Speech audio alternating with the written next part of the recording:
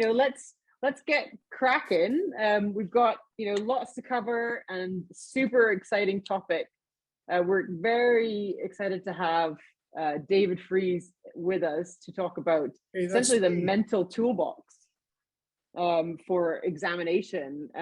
Really keen topic for everybody who is ever in all kinds of things during your life trying to succeed at something or to up themselves and their performance. So it's very, very exciting to have him here.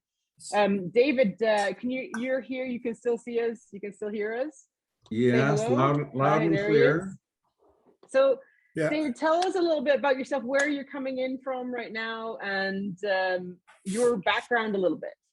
Yeah, sure. So I'm here in Kamloops, and so I work in 3 different realms. So I have a sport performance business. For whatever reason, so I work with the psychology of sport.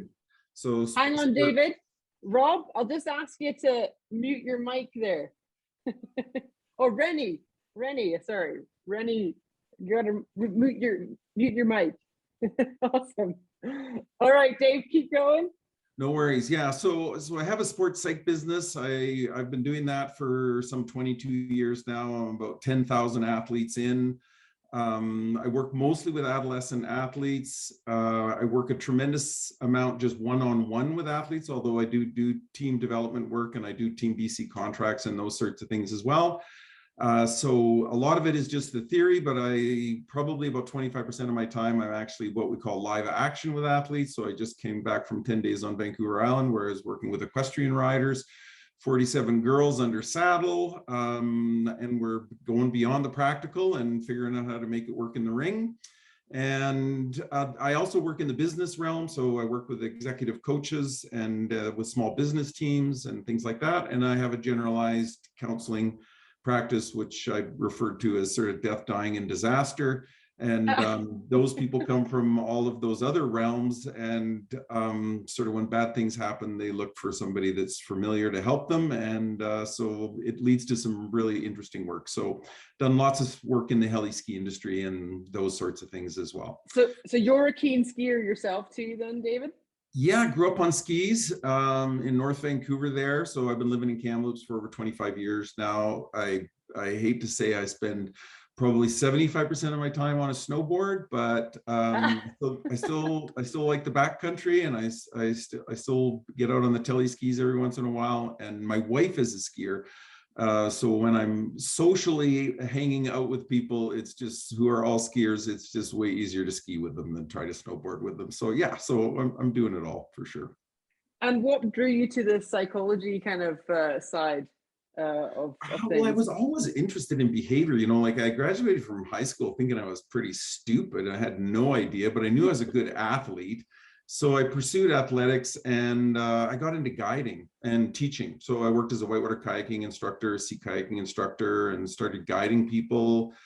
Started an adventure travel company, did that for a bunch of years until I was like grinding my teeth off with financial stress. Amazing. So I sold that business, and that business still runs. It's called Adventure Canada. My kids are still involved in it, and it hasn't operated for 2 years now, which is really a drag with COVID. It might be the end of it here pretty soon, but if they can get one good season in here, they'll keep going. But yeah, just was always interested in being with people, and so the psychology of it just sort of naturally led me down all sorts of different paths. Yeah. And that's really great, because like so are so many people on this call. I feel like a lot of instructors are drawn to teaching because of people as well, Yeah, that sort of interaction, right? Yeah, absolutely. So you've got a presentation for us today that you're going to take us through, right? I think we're about ready to get kick-started here. We've got 172 right now people on this call, so people are excited to hear what you've got to say, David. Yeah. It's really great. I'm just gonna do a quick land acknowledgement for us here. So I'd like to acknowledge that I am coming to you from the Tanaha Native Territories. That's in Fernie, BC, this region here. So we are, of course, coming from all over the country, but I think it's important to acknowledge these things on a big call like this. How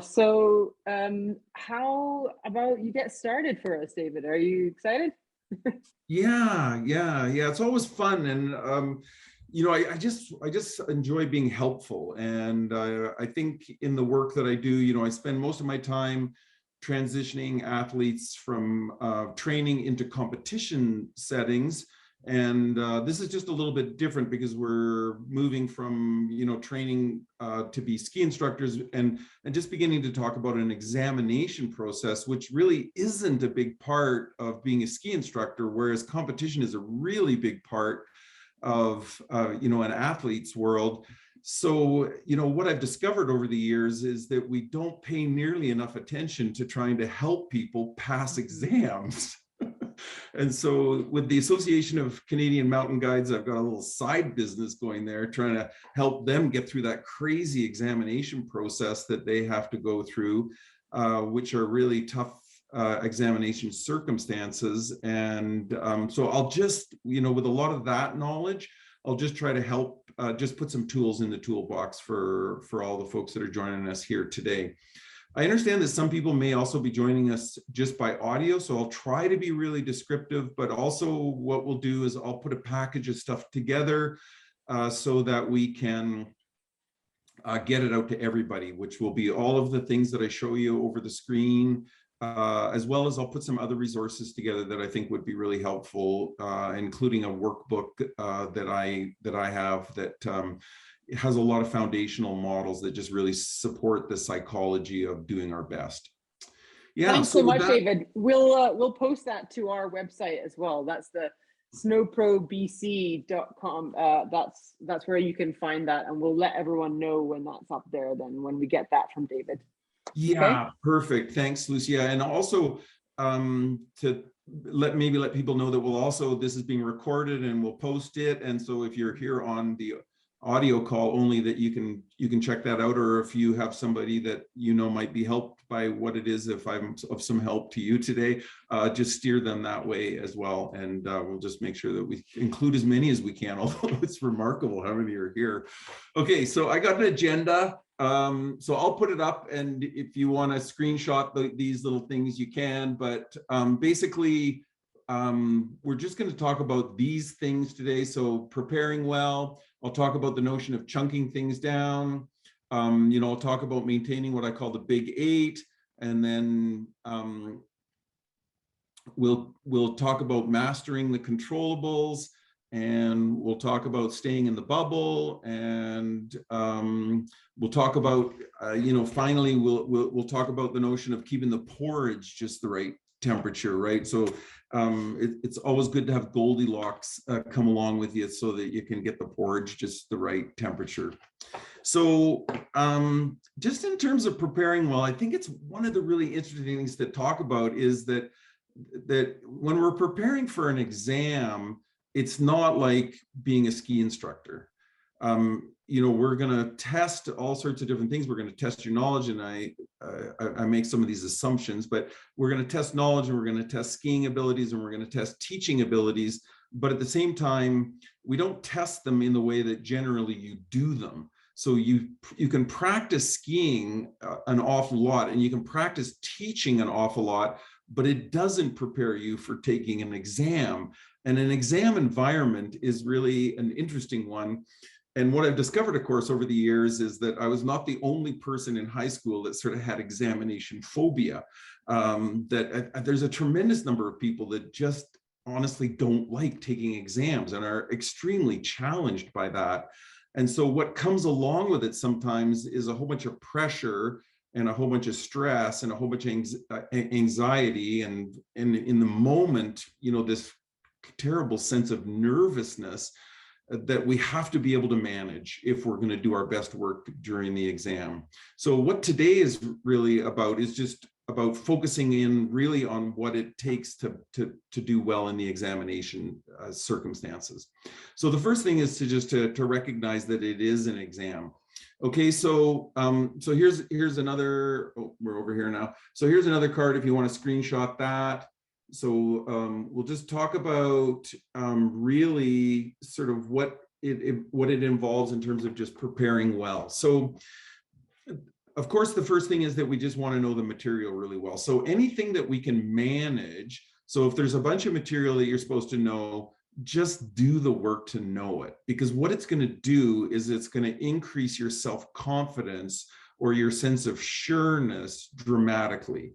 So just as in a like if I'm working with a track athlete, we want to try to get as much volume as we possibly can in. We want to get ourselves in as many circumstances in terms of competitions as we possibly can, because the harder we train, the better we condition, the more experience we get during competition, the better we're just going to get at those kinds of things. And so when we move into an exam situation, you may go through your career, and I don't know if you're like me, you've probably been examined like dozens and dozens of times. But if you're a ski instructor, you probably just need to go through the level 1, level 2, level 3, level 4, and then maybe there's some other things that you have to do along with it. And being in examination situations is going to be relatively rare to you. So knowing the material is really, it's a hallmark piece of it for sure. So like I said, you're gonna need to ski well, and so you got to put as much time and effort as you possibly can into that, and you're going to need to teach well, and so you're going to need to put as much time and effort into that as you possibly can. But I want you to try to think about doing it in a similar way sometimes that it would be in an exam situation, because how you normally ski and how you normally ski when you teach isn't how you're going to be skiing during your exam, because you're going to be watched, you're probably going to go one at a time, and you're going to get critiqued. And sometimes the feedback isn't particularly good. And if that somehow begins to affect us, then that's going to have possibly, a bit of an effect on the next thing that we do and the next thing that we do. And there can be these almost like cascading little experiences of the feedback, and I don't feel like I'm quite living up to expectations. And then I start getting hard on myself, and all sorts of things start to happen. So skiing, definitely lots of skiing and teaching, lots of teaching in, but think about it from an exam. So if you can get together with a bunch of friends and pretend you're critiquing one another, like this is what I get my ACMG exam candidates to do. I say, yeah, so go up into the area where you're going to be examined, and then, one person is going to be the guide for the day. So take a bunch of group of friends out, and don't just ski for the day, like teach each other for the day. So you get into that, try to make it as similar as you possibly can to what the expectations are going to be during the exam. So we just get used to being in that kind of an environment. If you're going to be examined in a new place, then obviously you want to arrive early. You want to get to know the area as well as possible, get to know the terrain as well as possible, as many of the details as we possibly can, get to know your way around so that you just don't run into some of those kinds of problems. In these circumstances, we always want to have time on our side. And so if you don't know the area well enough, and then you get lost, and then you end up chewing up a bunch of time, and then all of a sudden you're late, and then it's just like, again, these are these avoidable things. And so just by trying to prepare as well as we can for those kinds of things. I would also say, in terms of preparing well, you really want to be ready for the challenges. Like, we want to have an expectation of lots of challenge, that your skills will really be put to the test, and your knowledge will really be put to the test. I don't want you going in thinking like, I hope that doesn't happen. I want you going in hoping that happens. So be as prepared as you can, and really, like, in a sense, like, you want to hope for the worst. Like, I got some fun stuff that I do with the ACMG exam candidates, where I just say, your leads are going to be the hardest. You're going to get more of them, and they are going to go on forever. Like, that's the expectation I want them to go into the exam in. That their leads will be the hardest, they will go on forever, and they're going to get more of them. And if they're good with that, well, then probably they're not going to start freaking out during the exam if they get some really tough leads. Also, it's the notion of being ready to be critiqued. So we're going to get feedback. I always say sometimes the feedback, examiners have really hard jobs too. I examined for the Whitewater Kayaking Association for years. I examined for the Sea Kayaking Association for years. It's not really much fun being an examiner, but it's part of community service, and so that's why we always did it. And so, but examiners have hard jobs, so understand that as well. But you're going to be critiqued, and sometimes the feedback is going to maybe not come at the best timing. It's not going to come under the best circumstances. It might be more public than you had hoped, and it may actually involved revealing some things about yourself that you don't really want to have to address. And so again, we've just got to be good with all of that. So we're going to talk a little bit more about how to manage that a little bit later on, but it's the notion that the critique is going to come for sure.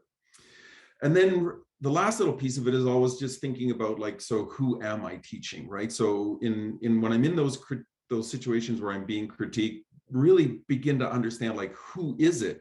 Like, what's the level and what's their comfort level and where are we at right now in terms of terrain and all of those kinds of things. And so that you really begin to think about it like actually you would as an examiner, because in as an instructor, because in exam situations, it's that thing where you're very often teaching your peers, and that's a bit odd. And so, like I say, get some experience teaching your peers and having them pretend they're a beginner or having them pretend they're intermediate skiers. Like, if you can do a little bit of that, it's probably really gonna help. Okay, so preparing well. It's an exam. It's not like skiing. It's not like teaching skiing. It's different. So definitely get your head into that, right? Know the material, be ski ready, be teach ready, know the area and the terrain and the details and where things are so that you can be really efficient with your time. So time's always on your side. You're always arriving early, nice and relaxed. That's what we want to be. Ready for the challenges, ready for the critiques, and understanding who you're teaching. Okay. So now, tools for the toolbox. So there's a drug that's produced in your brain. It's called norepinephrine. And if it runs out of control, you're in big trouble. You got another drug that's produced in your brain. It's called dopamine. Dopamine has a couple of different things that it does for you. One is it makes you feel good, which is why it's associated with lots of things like addictions. But dopamine has a second job, which is really important to us in managing ourselves in difficult circumstances. And that second job that dopamine has is it suppresses norepinephrine. And so if your dopamine levels are really low because you're being hard on yourself and you're frustrated and you're mad and you feel like you're not cutting the grade right now, your norepinephrine levels are going to go too high. And if your norepinephrine levels go too high, it causes frustration, it causes disappointment, it makes you feel like you're not good enough, and ultimately makes you want to quit. Interesting. So the first tool in the toolbox is to chunk it down into the smallest possible pieces. So we're training athletes to do this all day long, smallest pieces. We used to always say in sports psychology, don't focus on outcome, focus on process. And process is, who do I need to be and what do I need to do? And outcome will look after itself. So outcomes are really important because they help produce motivation, they help produce drive. But in an exam situation or in a training situation or in a competitive situation, outcomes can seriously get in the way. If we start thinking too much about the outcome, then it can cause all sorts of problems. So when you get that bad feedback, you start thinking, well, maybe I'm not going to pass the exam. Whereas if all I was looking to do was look after one tiny little chunk in this moment, and I got that little bit of feedback, once that chunk is over, I can train myself to let it go and get ready for the next chunk. And so that's why we want these tiny little chunks. So how I describe it is that it's like a little bit of a symphony, okay? And what we're always looking to do is we're looking to do it one day at a time. And I know some of these exams go on for long periods of time. And I know that sometimes there's like you do a few days here and then you do a few days later, or maybe there's lots of consecutive days.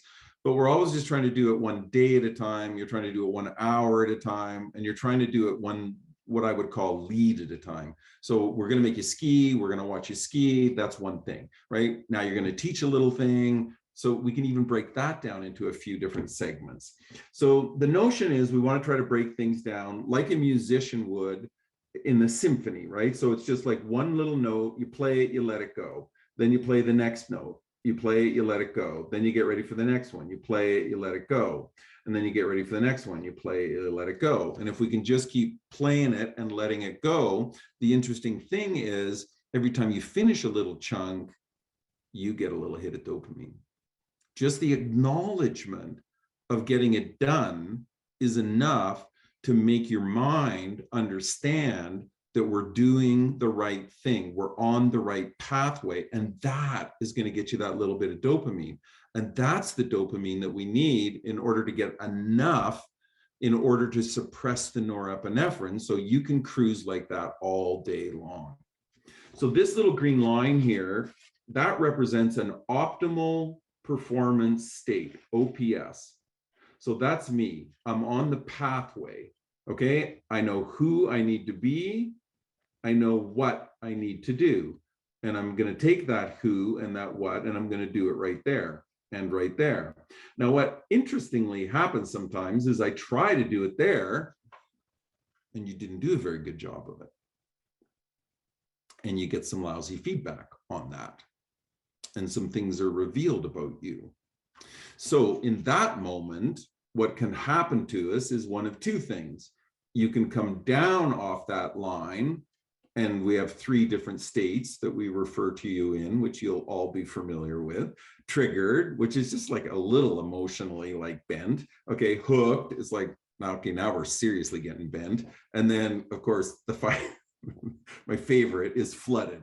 Like, okay, we're done. Like, it's like, there's not going to be much recovery from that. Okay. But triggered, we're super familiar with because we constantly get triggered and then we recover, we get back to the line. So I get triggered and then I claw my way back to the line. And then I get triggered again, I claw my way back to the line. So we can spend a lot of time getting triggered and having to claw back to the line, which is not a very efficient way to do it. So what we want to master, and the reason we chunk things down, is so that when it happens, I can say, no, no, no, I'm good. What's next?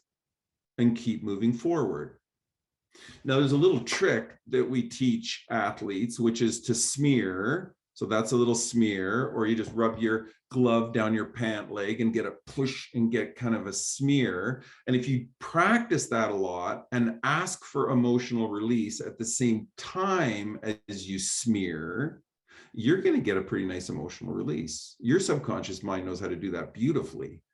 And like all my athletes out there, no matter what sport they're playing, we find a way to smear. Squash player puts her hand on the wall and smears her hand down the wall, emotionally releases. Whether she won the shot or not, she smears, gets herself emotionally where she needs to be, right on that green line again, in order to do the next thing.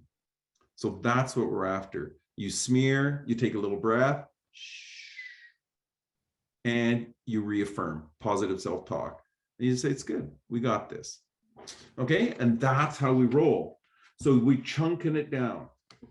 So it's 1 day at a time, you get the day done. It's 1 hour at a time, you get the hour done. And then most importantly, it's like performance time. You got to ski, we're going to watch. You got to teach, we're going to watch. Those are the ones that we need to pay the most attention to.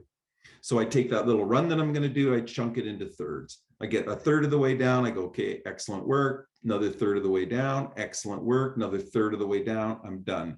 3 hits of dopamine on the way down. Chunk it. Okay, I got to teach a little lesson. In my mind, I quickly break my lesson into, okay, I'll teach this little piece and then that little piece, and then that little piece, 3 or 4 pieces. Okay, I teach that little piece, good. Okay, everybody's got it, great. Moving on. Get a little hit of dopamine, get a little hit of dopamine. So the notion of chunking it down is just this regulation of the optimal performance state and trying to stay on the line. Things are going to happen to us exams. There's going to be lots of little mistakes. Okay, so we call them substandard marks in the ACMG. You're going to get your substandard marks. And so it's okay. It doesn't mean you're going to fail.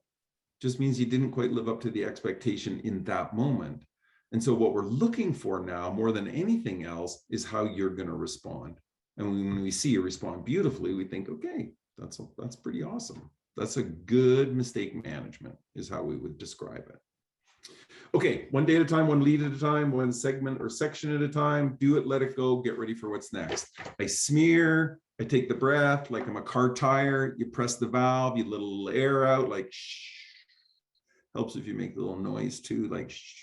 Just let it go. It's good. In an exam situation, you're going to have too much tension for sure. It's almost a guarantee. So you got to keep regulating. And then it's that positive self-talk. Okay, we'll talk more about that in a minute. Okay, rolling along, the big 8. Okay, so I got asked by a sports psychology student that I was mentoring, putting their supervised hours through in order to get their professional designation. And about halfway through this like crazy process that we were doing, he says to me one day, we're driving between sessions, and he says, "So what always goes wrong?" I thought, that's a good question. Like, what always goes wrong? And I thought, well, okay. And then I started listing them, right? And then he started writing them down. And then we came up with them. It's like the 8 things that always go wrong. I always call it the big 8. So if you want to have a good day, you got to have the big 8. It's that simple.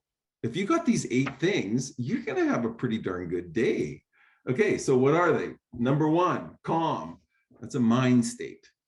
It's not frustrated, it's not mad, it's not nervous, it's not disappointed, it's not worry, it's not doubt. It's like calm is like nothing. Calm is just like, I'm good with me. That's what calm is. And whatever you got for me, bring it on. I'm ready for whatever you got. I'm good with it. Relaxed, number 2, that's the body state. Hi, Dave. Yes. Sorry to interrupt. Yes, someone has asked just if you could hold each card oh, for 15 seconds or more so people can capture it. got it. That would be great. Thank you. Okay, for my screenshotters. Yeah. Okay, so relaxed is the body state. And relaxed is has an opposite as well, and that is tension. And what we know about too much tension is too much tension lowers performance. That's what too much tension does. And so that's why you got to smear and breathe, because that releases the tension. Okay, let's go with the emotional piece, which allows the body to say it's okay. And then we reinforce. No, we're good. Just like soldier on here. We're okay. Okay, so calm and relaxed. They're kind of in pairs in the end. Okay, grounded and centered. Grounded, I got a definition for that. I like myself. I like what I do. I like how I do it. I always say I got a plan. I'm following it. It's usually a bit vague, but it's working. And that's it. So I like myself, not in a big-headed kind of way, but just like, I'm good with me. It's just a notion of like, if I ask you all right now, put up your hand if you're good enough. It's like, 3/4 of you wouldn't put up your hand because you're trying to get better, but you can be good enough and still want to be better. And this is how it all kind of goes crazy.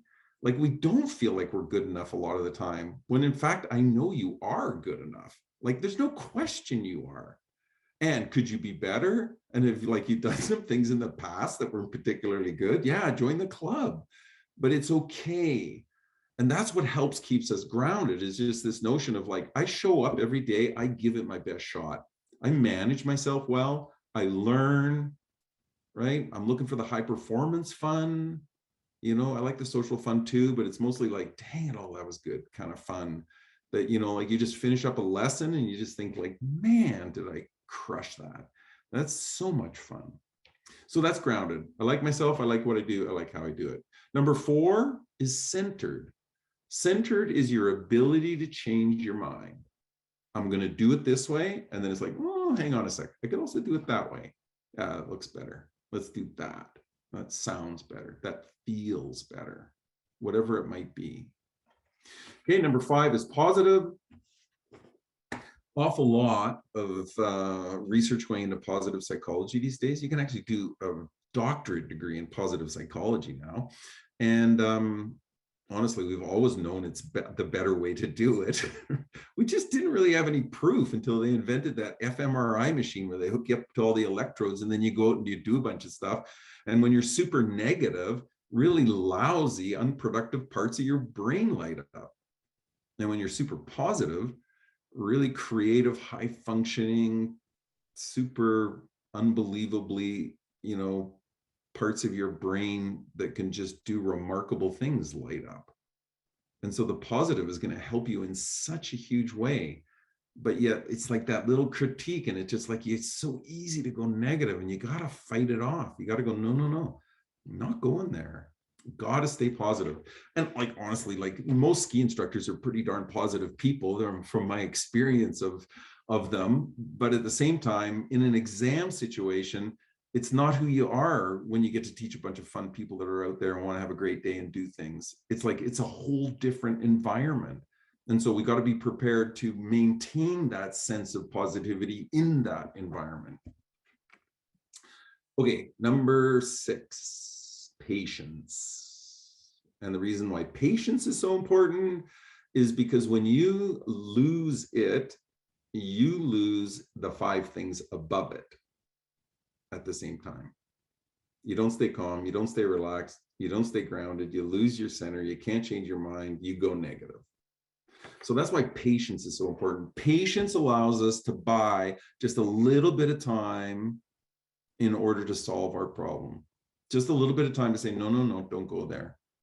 Just a little bit of time to remind yourself of something. Like, I'm often reminded by what Coach Henderson, my football coach in grade 11 and grade 12, used to always say. He used to always say, I was a wide receiver. He'd always say, I don't care what you've done, good or bad. All I care about is what you're about to do next. He'd say it like 250 times a season. I think after 500 times, I think, yeah, coach, I get it. Like, you don't have to keep saying it. But honestly, I did not get it. Anytime I dropped the football, I hated myself. Anytime I caught the football, I felt way too big about myself. Like, it was a gong show, right? Like, and so it's just like, it's okay. It's like, sometimes it's good, sometimes it's bad, but either way, it's like, what are we going to do next? That's the task at hand. That's what we got to get to. Okay, and then the final 2 there are effort and focus. And they're a magical couple, because you can have all the effort, but if you're not focused, it's for nothing. And you can be super focused, and if you don't put in the effort, it's for nothing. Okay, the big 8. I don't know if you would agree, excuse me, that if you have those 8 things, you're probably going to have a pretty good day. It's probably going to be a pretty good little session during the exam, because I will maintain those things. Those concepts you already know a lot about. Those concepts you can already do. The question is, can you master those concepts? It's not about being okay or understanding them. Like, those things require mastery. That list, I made that list up 15 years ago. It's never changed. Hundreds and hundreds of debriefs, post-competitive debriefs with athletes. And those are the things that come up all the time. Okay, another card. I'm going to give you your 15 seconds to screenshot, so pay attention. Okay, so this card might, well, it may surprise you a little bit, but anyway, there you are. And it's just, there's expressions, there's all these expressions in sport, right? Like, you've got to learn to control the controllables. You listen to the, between period talk with, at the hockey arena, and they always say, well, we're just going to go out the next period, and we're just going to, do it one shift at a time, and we're going to control the controllables and all these kinds of things. And so controlling the controllables is, it is really essential, because there's an awful lot of the exam that's not within your control. You got no control over the environment. You may have no control over the location, and the location sometimes changes at the last second. So you think you're going to be somewhere, and then all of a sudden it changes, and you got to be adaptable, right? Which is on my list here. But anyway, nutrition and hydration and sleep. Those are the big 3, right? And it's like, a bunch of you probably are thinking, well, Dave, like, those really aren't all that important. But do you know a 5% drop in blood volume will create a 10% drop in performance? And so depending on what kind of an athlete you are, a 10% drop in performance means you might go from like the possibility of winning to becoming 32nd. That's what 10% drop in performance would mean to you, right? Some sports are that tight, right? So I used to be a whitewater kayaker. When I went to my first world championships, 1 second separated first from 10th place, right? Some sports that separates 100 people from first to 100th is 1 second. It's craziness. So we have to be able to do a really good job of getting those things under control. If you're having trouble sleeping, I'll put in that little package, I'll put a little thing on sleeping better by a guy named Andrew Huberman, who runs a sleep lab in Los Angeles.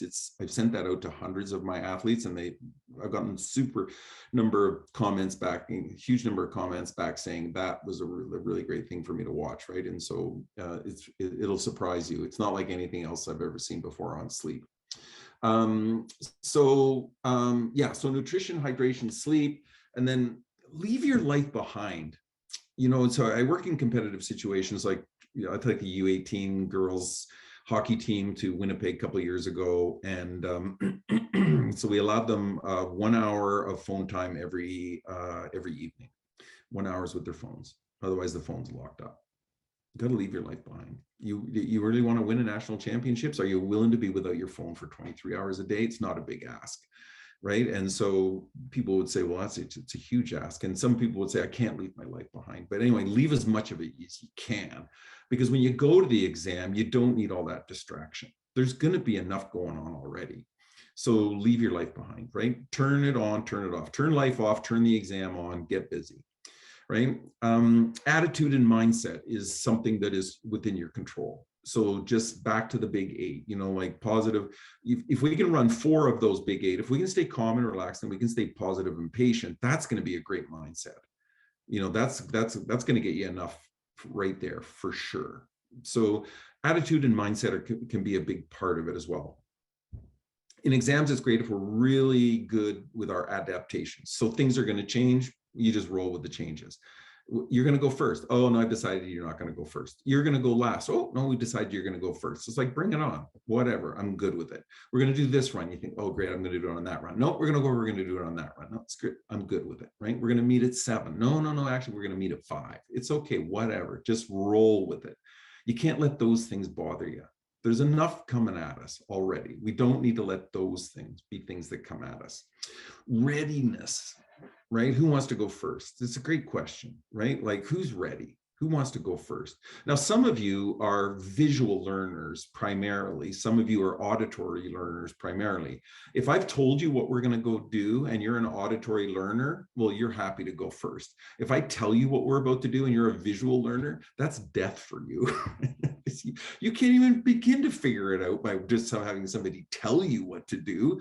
It's like you got to watch a couple people do it. So when you figure that out for yourself, it's good to include that, right? And I always say to coaches, like, don't make them go first if they don't want to go first, because the reason they don't want to go first isn't because they're not ready.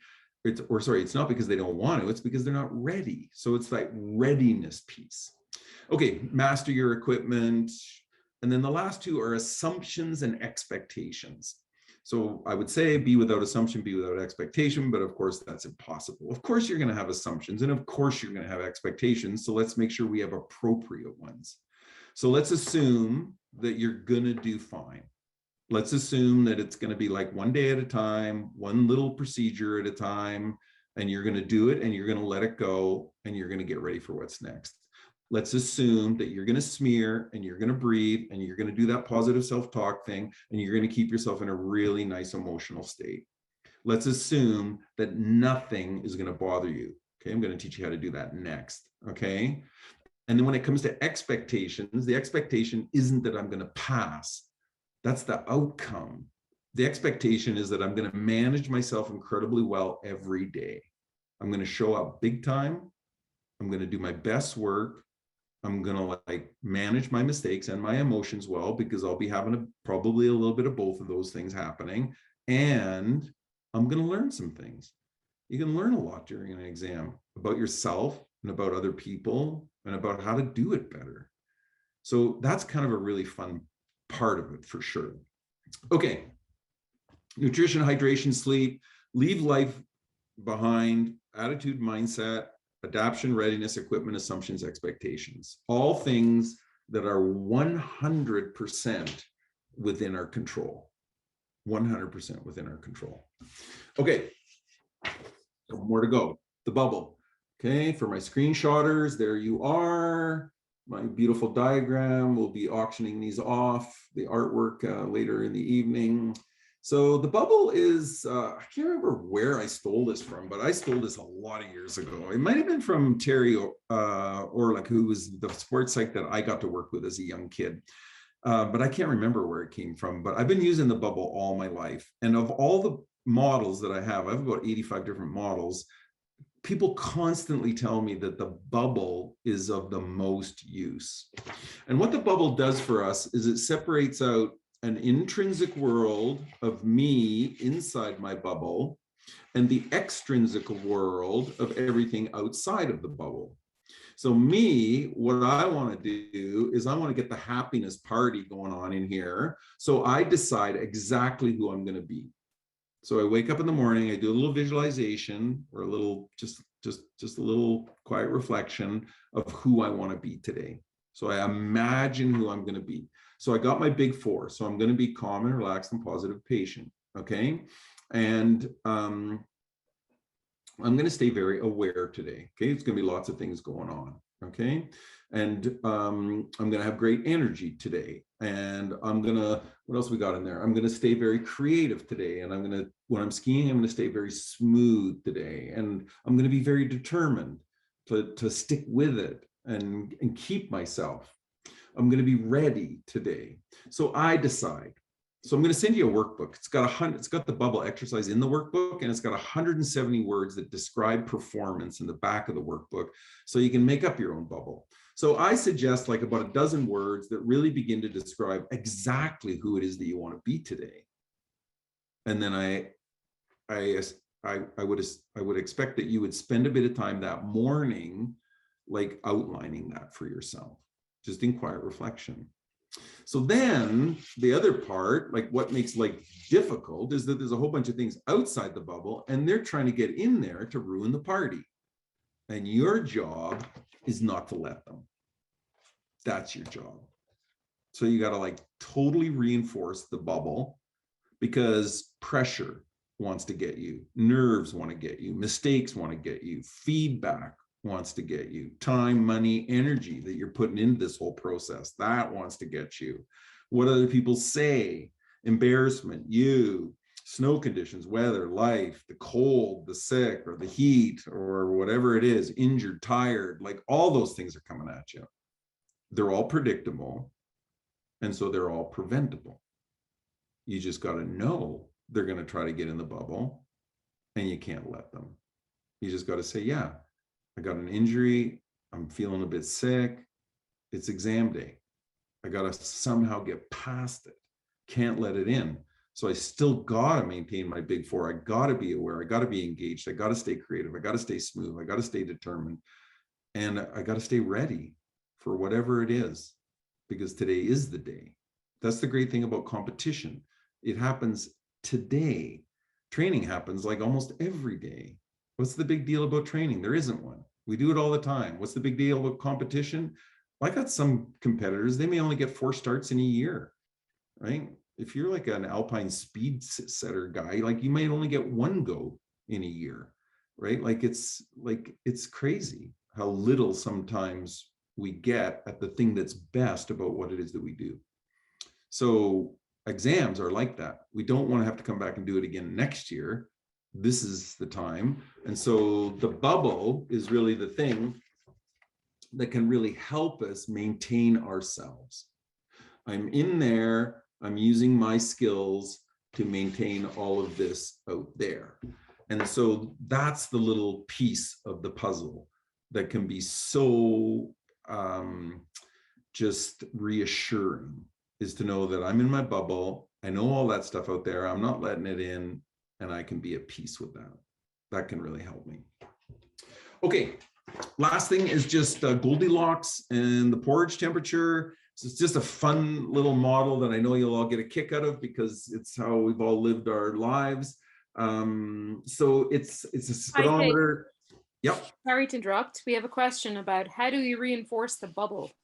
Okay, so yeah, so reinforcing the bubble is done all sorts of different ways. So when you think back to the big 8, calm and relax can help me reinforce the bubble, but positive and patient can help me way more. You know, like I'm just going to stay positive. I'm just like, I'm not letting it in, right? And practice is what helps us. Like being aware when the bubble actually like does get breached, and you got to kind of like push it back out and patch the hole. And then you take a better look at that and say, okay, it's coming. Part of what helps us reinforce the bubble is the notion of like, those things are predictable and they are preventable.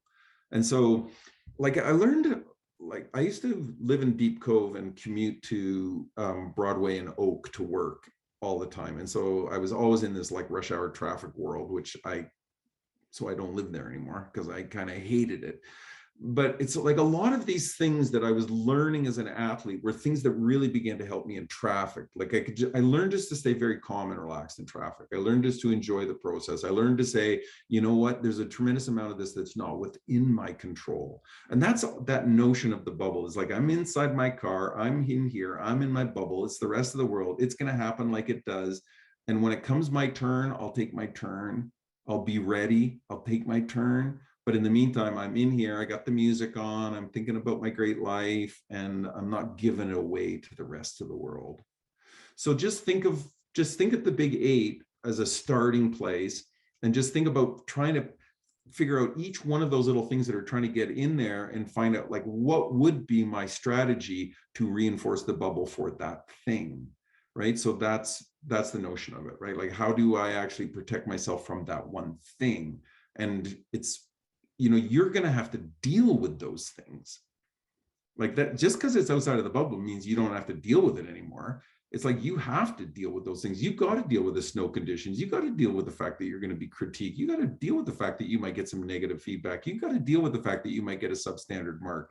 They're outside the bubble. They're trying to get in and ruin the party. And I'll tell you, man, I let those things inside the bubble and ruin my party. I don't know how many times. And then you realize, like, I don't know, maybe I don't have to do that anymore. Like maybe I can just, I'm going to get some substandard marks. It's okay. It's not a game changer. It's not the end. It's a substandard mark. It doesn't have to be perfect to pass. But again, it goes back also to expectation. If we build too much expectation, if we have the wrong assumptions, we almost invite things into the bubble. So we got to be really careful with those kinds of things as well. Yeah. So just to add to that, another question, or maybe a statement would it be a question of preventing from coming in or accepting that it's outside the bubble and that is okay? Yeah, I think exactly. It's both those things. It's out there and I'm good with it. I'm not afraid of it. I'm not worried about it. I know it's trying to get in and I know I'm not going to let it. And after a while, like you get that confident with it, right? Like, so I do a lot of mediation work for organizations and whatnot. And it's like, some of it is like, it's pretty ugly to start, but I just go in there and I just say, my name's Dave. I'm here to help. So this can look all sorts of different ways. Me, I don't care how it looks. Me, I got no energy around it. Like, I'm just here to help. So let's just get started. We'll just figure it out as we go. And so if we can just follow a few rules, that would be great. But it's just like, when I first started doing that kind of work, I would be worried. I'd be doubting. I'd be so like, like on edge. I just think I got to do this. If I don't get it done today, it's like, that's not going to look good on me. Like it was just like, I was inviting everything into the bubble almost. It's almost like, it was like, I kind of like destroyed my own bubble. And now I just go, okay, well, like, what's going to happen? Like, they're going to get mad. They're going to get angry. They're going to disagree. They're not going to like me. I'm good with all that. I'm just good with it. So it's there. It's outside my bubble. It's going to try to get in. I'm not going to let it. And we're going to, like, in the end, we're going to have a great day. That's my assumption, is that I'll do my best work. It'll end up being a great day. We'll get as far as we can. Maybe we can finish it. Maybe we can't, but it's just like, I'll get as far as I can. So there's some reasoning kind of associated with it. Lots of you have already had like a tremendous amount of life experience. And if you look back on some of that life experience too, you just realize, like, okay, there's a situation where some people, like, that gets into some people's bubbles super easy, but I never let that into my bubble. Right? It's like that notion of the two of us are standing there and we're both looking at something and I get really frustrated and mad and you're totally calm and relaxed. So what we know is it's the thing is not doing it, or else it would do it to both of us. So it's something about what I think and how I feel and my experience is that thing really bothers me. So it's happening up here. It's not happening there. It's happening here. Because if it was happening there, we'd both be bothered by it, but we're not. And so it's like, what on earth happened in your life that makes that okay? And what happened in my life that doesn't make that okay? That's just like a really interesting way to look at it, is just to say, so I want a bubble that whatever that is, I'm good with it. I'm not letting it in. Maybe there's another question that might tie in with that is in terms of learning from past mistakes or just moving on. Would you say that um, that scenario that affected one person and not the other is maybe what they learned from it in the past and how they learned to deal with it? Yeah, that's a nice question, because the intention here is not to not learn. The intention here is just to get it done, right? So it's like, I'm in the middle of something. I'm going to do that. I'm going to do that. I'm going to do that. Oh my God, that didn't work out, but it's okay. I'm just going to do that. I'm going to do that. I'm going to do that. And then now I'm done. So now that I'm done, I'll come back and I'll check in and I'll just say, hey, anything there that can help me in the future? That's what a post-competitive debrief is all about, right? So we look back on those things and say, okay, well, how did you manage that, right? And it's like, why did that happen? And if it happened and it's not within your control, it's okay. Like, it just happened. And how did you manage it? Well, I just moved on to the next thing. Perfect. Done. But if what happened is I got triggered, then now we need to spend a bit of time. So it got into your bubble somehow and you ended up down here. And that's not good, because that doesn't make us better in the end, right? And so it's that little thing about trying to manage it as we go. So yeah, so I'm really big on mistakes. I'm really big on failures. Like, you got two people that live inside you. One of them I call like athlete A, and one of them I call athlete B. And athlete B wants to be comfortable. They want it to be easy. They want it to be simple. They want it to be straightforward. They want to be successful, all that stuff, right? Conduct themselves in such a way as to never make a mistake. That's their ideal. If I don't make a mistake, that's perfect, right? And that athlete learns, but what I'll tell you is that athlete learns really slowly. And then there's another athlete that lives inside you. I call that athlete A. Their number one characteristic is they're very comfortable making themselves very uncomfortable. It's the distinguishing thing in sport. The more uncomfortable you can make yourself, the more you will learn, the more you will grow, the faster you will become better at what it is that you do. And it's going to feel challenging. It's going to feel risky. It's going to feel like torture some days. It's going to feel like there's a lot of suffering along the way. And it's like, that's what's so great about it, is like, A loves that stuff. And you just think, like, dang it all. I remember when I played rugby in grade 8, there was this little kid that came from New Zealand, and oh my God, that kid could make himself uncomfortable. Barry Penman and I used to just look at this and go like, what's the matter with that kid? Like, A, he's making us look super bad because we cannot go that hard. And he just seems to love puking at the side of the field after practice. Like, I just think, like, what the heck? But it was really an insight into what intensity in sport. Like, I had never really understood intensity until that kid showed up in my life. And I was super inspired by that kid. Like, that kid Barry and I used to push each other harder, because we used to thought, well, we're probably never going to be like him, but at least we can be better than we are. So there is all these little moments in learning along the way. And that athlete B, like, they want to learn, but not at an expense. And comfort is the number one expense they don't want to give up. They just don't want to give up comfort. And A shows up saying, make me uncomfortable, bring it on, let's go, I'm good to go, I don't care, right? And that's pretty fun to watch. And as you know, like, we've all been both. You're never all of one and none of the other. But it's like, when I show up and I'm 62 and I show up and I'm still A, I'm thinking, man, this is like a good day, so it's like, it's just all kind of fun is how I would describe it in the end. It's just fun to see yourself and wonder, like, how all of these things kind of fit together to make you, and what are the little simple things that you can do in order to make it easier and simpler and better and faster for you, and to be able to manage yourself better in those circumstances. They're just tools in a toolbox. That's all they are. It's like, you have the right psyche, you got the right ego, you got all the right things. We just need better tools to manage it. I don't try to change personalities in terms of the work that I do. I just give people the tools that they need. And everybody gets a different toolkit, because not everybody's the same. I got an athlete that's got a lot of ego. I work with that. I don't try to take the ego out of them. I just say, okay, let's manage it. Let's get some tools. Let's make it work. I got an athlete with no ego.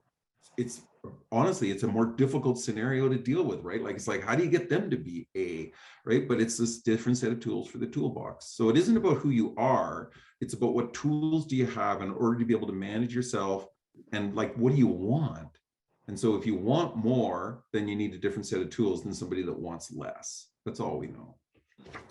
Okay, one more little card here, and then we'll rip with a few more questions if they're out there. Okay, so this is Goldilocks, and just about, this is like, when I take the Team BC contracts, like I go to Winnipeg with like 350 athletes, Carl and I, we share the contract. And so we each get like 6 teams for 10 days, and then they go home, and then another 6 teams come for each of us for 10 days. And basically all I do is wander around, make sure everybody's porridge is just the right temperature. That's all I do. So the way it works is speedometer starts at 0 and it ends at 0. Interesting speedometer. Where you do your best, oh, sorry, my screenshotters. Where you do your best work is between 4, 5, and 4 in the green zone. And if you're in the yellow zone, you're not going to do nearly as well. And if you're in the red zone, we're in big trouble. Over here, the porridge is too cold. Sorry, over here, the porridge is too cold, right? And it means you haven't been enough. You don't care enough, you haven't tried enough, you haven't prepared well enough. It's just not enough, okay? And as a result, you get a super low level of performance, right? Over here, interestingly enough, you've gone all the way up into the green zone, and then something's happened, and now you've gone too far. Super common, right? Just an exam day is enough to send you out this side of the speedometer. So it's the law of diminishing returns. So over here, it's too hot. And now what's happening is you're starting to think too much. You're starting to try too hard. You got some feedback, you didn't like it, and now you're trying to prove something. And it's not how it works. You gotta stay in the zone. Now, this isn't easy. This is still the challenge. This is like, you've got to keep it together, right? It's still a skill challenge balance that we're dealing with. But here, I can measure the degree of calm, and I can measure the degree of relax, and I can measure the degree of positive, and I can measure the degree of patience as being, they are factors that are causing my highest level of performance. And all we know is it's a diminishing return as we come out here. So those factors become less efficient and less effective at getting us what it is that we want, even though what we believe, you know, like all my perfectionists out there, you have to stay late, by the way, and we'll try and solve that problem, right? All my perfectionists out there, like, they're constantly out here trying to make it perfect, right? Which is, let's just call it an impossibility. And if there's one little tiny thing wrong, there's a huge amount of disappointment, which is very hard to recover from. And so they spend a lot of time borrowing frustration and disappointment and worry and doubt and anxiety and all those kinds of things. So in here, we call you carefree. And it doesn't mean you don't have anything to care about. It just means that we care about the essentials that are in here. Okay, so the porridge is just the right temperature. Goldilocks is super happy with you. Essentials only. So what's essential to a great ski run? That you're being watched and probably videotaped on, and we're going to go back and watch it over and over and over again with everybody in the room. And what's a great lesson look like? What's a great lesson sound like? What's a great lesson produce? And, you know, like, can you do that day after day, hour after hour? And yeah, and the question is, can you also do it during an exam? Okay, that's it for my official presentation. I'm happy to stay as long as it takes to get all the questions answered, but I'm not sure if there's any more out there. There was, Dave, there was one question from someone called John asking, as we get older and work situations intervene, how do we control sleep and preparation time? Okay, John, I'm going to send you that thing. Andrew Huberman is a neuroscientist. The guy's like my favorite guy to watch on YouTube right now. And this thing on sleeping is like nothing I've ever seen. I've been helping people sleep better for years and years and years. I saw this thing about a year ago and I just was like, oh my God, that's like at a whole different level. He's got you up at the morning looking at where the sun is rising in order to get a certain amount of like kind of like long wave radiation into your eyes, because that's going to help you set your circadian rhythm and all those sorts of things. It's kind of crazy. So I think that will probably help you, because like I say, I send it out to lots of people. Lots of people have been telling me it's super helpful. So we all have busy lives, right? So I raised 3 kids and had pretty much 2 full-time jobs at the same time, and a cabin and boats and cars and trailers and like just way too much stuff going on. So what you need to know, John, is that you actually have a tremendous amount of capacity, right? We're as humans, we're built on the notion of we can always add more capacity. It causes a little bit more stress. It causes a bit more frustration. So at the same time, you got to like cut yourself some slack and say, okay, so I'll do it and I'll get it done and then I'll take a break. So we need balance as well, right? But at the same time, we have this amazing degree of capacity. So, you know, as the exam is getting closer and closer and there's the work deadlines are still there and you got 3 kids and you got a wife and, you know, like you may have an elderly parent in care, like life can get like pretty overwhelming. So I just want you to chunk it down into small little pieces. I want you to manage the big 8 incredibly well. And I want you to have an assumption that you're going to be fine, that you're just going to do one small little thing at a time. It's not going to be easy. I'm not saying your life's going to be easy, John.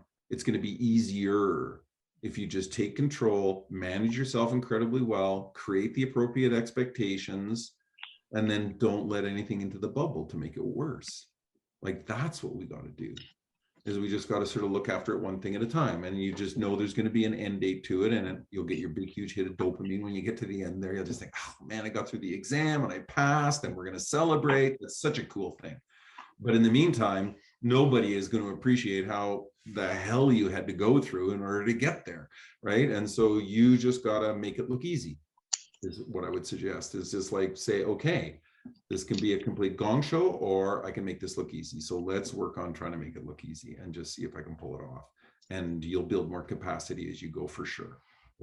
So thanks, Dave. Could you just, another question, reiterate the big 4? So Karen has asked, what are the big 4 I have to maintain? Last card. Okay. Yes, excellent question. Sorry, that was Karen. Karen, yeah. I failed to really make enough sense of it as we did it, but calm, relaxed, grounded, centered, positive, patient, effort, and focus. Those are the big 8. So we got to get those 8 things, but it's too many to remember, right? Like it's like you got to practice with this stuff a lot because it's a lot. But if you just go with the 4 that I have the dots beside, right? So calm and relaxed and positive and patience, Karen, that's going to get us 90% of the way there. 90%. If you can stay calm and relaxed and you can stay positive and patient, I tell you, it's like you won't believe the difference it's going to make, right? We just focus on those 4. So sometimes we use those as cue words or power words. That's why the back of the book's got 170 words in it. There's this model's in the book, and also cue words is another model that's in the book where I say pick 4. So when I went to my first World Championships, I worked with this Terry Orlick, this sports psychologist from Ontario, and he made us pick 4 words. So I picked calm, smooth, powerful, relentless. I wrote them inside my helmet. And those were the words I chose. Calm, smooth, powerful, relentless. I wanted to be focused, smooth, powerful. For my coach, let me take focus. He says, it's like, oh my God, like, it's like, you need to be calm. You're way too focused. You're like ultra focused. It's like driving me crazy, right? I want calm. So we ended up with calm, smooth, powerful, relentless, which was good. As you can tell, I get kind of excited about things. And so calm is good, right? So yeah, and there's some amazing apps out now too, relaxation apps. Calm is one of them. It's a subscription, it costs you money, but I would say if you have issues with calm and relaxed, it's well worth the money, right? And so, yeah. Great. I think there's just maybe 2 final questions I'll take. The first is, could you spell Andrew Huberman's name? Yes, I can. And what I'll also do is I'll pull my favorite Andrew Huberman talks out of my resource package, and I'll put them in the thing I'm going to send to you. It's Huberman, Huberman, Huberman, just as it kind of like phonetically goes out. Andrew Huberman, you Google him, like 100 things will come up. He's got a podcast. Okay. He's got a podcast that works, and yeah. I found it. Okay. I did find him. Okay, great. And then the last question that we'll take for the evening. It was Great stuff. Aspects of this sound similar to that of emotional intelligence literature. Do you see parallels? Yeah, absolutely. Like, positive psychology, emotional intelligence are really, they're the forefront of sports psychology, of the mental side of sport performance. It's like, how do I think? What do I think? Why do I think? Like, what am I thinking? How am I thinking? Like what am I doing? Like all of these kinds of things. And so, there's a massive overlay of a whole bunch of different things, but emotional intelligence is for sure a really big piece of it. Amazing. Thanks so much, David.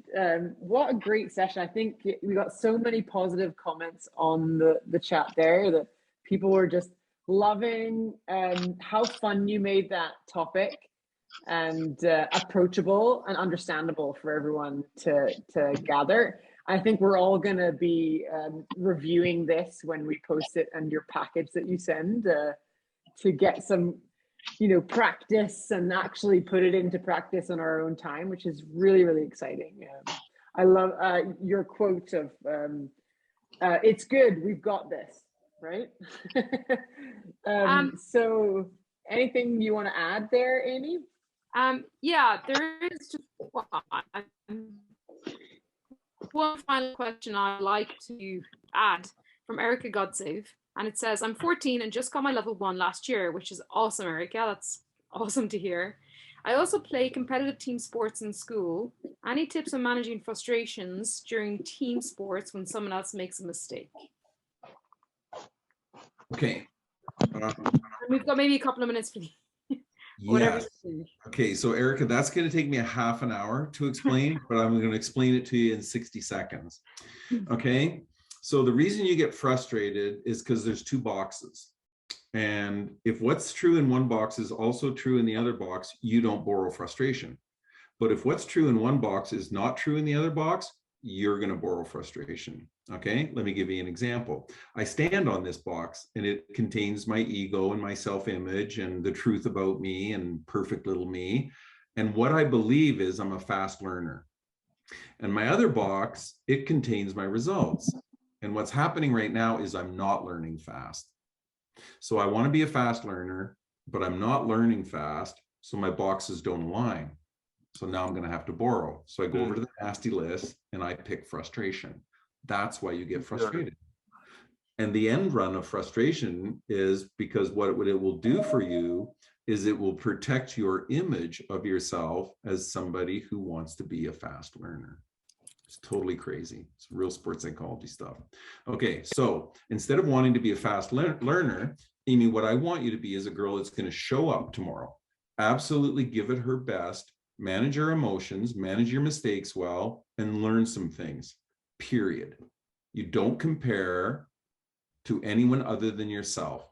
I'll send you a little thing on James Clear, 1% better. I just want you to get 1% better every day. I want you to stop comparing to the other girls and the other competitors and all that sort of stuff. And I just want you to drive the notion of personal best. I want you to be better tomorrow.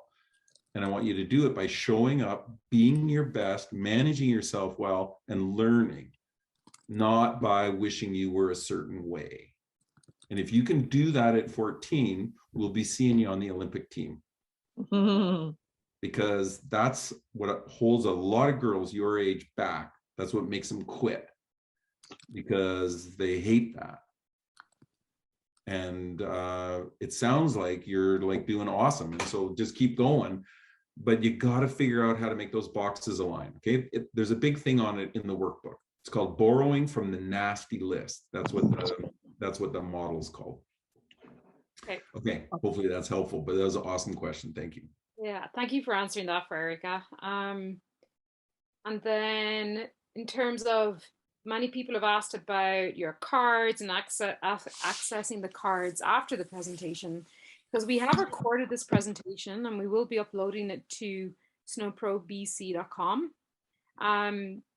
Is it possible for you to maybe put some of these together in a PDF that we could attach as well? Yes. So what I'm going to send you is I'm going to send you all the cards that we looked at today. I'm going to send you a workbook. I'm going to send you a resource package, and I'm going to pull out probably maybe 3 or 4 things out of the resource package and say, here are the 4 places to start based on thinking about an exam in the future. So That's incredible, David. Thank you. One will be on sleep. Okay. And then the other ones will just be on managing yourself well and dopamine and how you get the norepinephrine under control and some of the other things that we talked about today. Amazing. That's awesome. I could just listen to you for hours, I tell you. Well, you know, it's like sport is made up of physical, technical, tactical, and mental. And as a ski instructor, what I want you to know, if you have some responsibility for mental. Like I rode the chair a couple of years ago with a ski instructor from Sun Peaks, and the entire way up the chair, she never talked to that lady once about physical, technical, or tactical. She was just like working on her mentally, just saying, okay, we need to get our head into this like really nice place. So you just got to believe in yourself a little bit more, and you got to assume that what we're going to do is going to work. And it was like hilarious. It was like sports psychology the entire way up the chairlift. And I just thought, you know what, like we don't do that enough. In sport, like I got CIS athletes that make it all the way to university sport. And I say, how much sports psychology have you had so far? And they say 0. I think it's just sad. We're still doing a lousy job, but we're doing better, but we're still doing a lousy job of it. So as ski instructors, hopefully you're interested in it because it'll make a big difference to what you're able to do with your clients when they've got that head in there. They're willing to make themselves a bit uncomfortable and all those other little things. Yeah, you can really help them out. Yeah. So you're welcome to steal all my material. We will. Wonderful. All right. Well, again, thank you. Big thank you to David. And we're conscious that we've gone over time, but well-deserved overtime, I think. And we're extremely excited to have some more talks. Our next talk will be super exciting, so stay posted for that as well. Although I think this is our favorite so far, David. So you get a gold star. 193 participants of this one, so that's amazing. Yeah, and if you get some feedback in terms of something else, like I'm happy to do another one that would maybe dive into some aspect of it in much more detail or something like that. Or we can talk anyway, because I can put together some YouTube things for you to put on your website or whatever that might be helpful as well. So I'm happy to help in any way. That's great. That's amazing. All right. Thank you, Dave. Thank you, Dave. You're all very welcome. Everybody take care. Hope your snow is coming. We've been getting a little bit here. Thank you. Everybody take care. Thank you. Thank you. One question for you, Dave. Yeah. If I give you Erica's email, or you can send me some information you said that you would send to her regarding teammates and frustration. Yeah, so I'm gonna send it to everybody. But everyone. So okay, perfect. No. You send me it. Like I think I think it's so cute, right? Like I think you send it to me, and I'm gonna help her.